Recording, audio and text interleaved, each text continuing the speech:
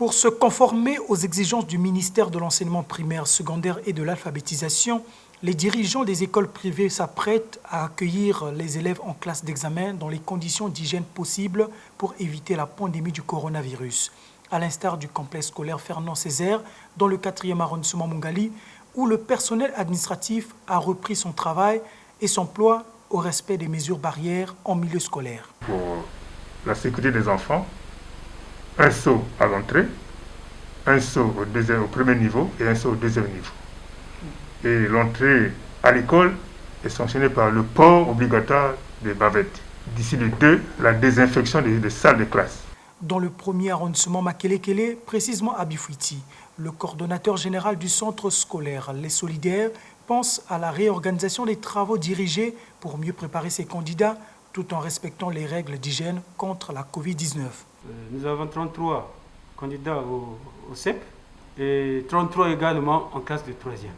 Vraiment, de ce côté, il n'y a pas de problème concernant la distanciation. Mais pour l'école, il est prévu d'ici samedi la pulvérisation de l'enceinte du site. Vu le nombre de semaines, voire les heures qui restent, seront contraints de pouvoir subir les cours, les travaux dirigés en même temps pour pouvoir essayer de rattraper tout.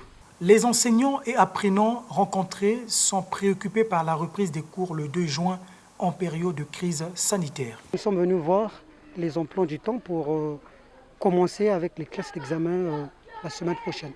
On nous a montré également le nouveau document, les fascicules qu'on va utiliser pour accompagner les élèves jusqu'aux dates des examens. Les cours à la télévision, c'est bien, mais il y a un peu de difficultés.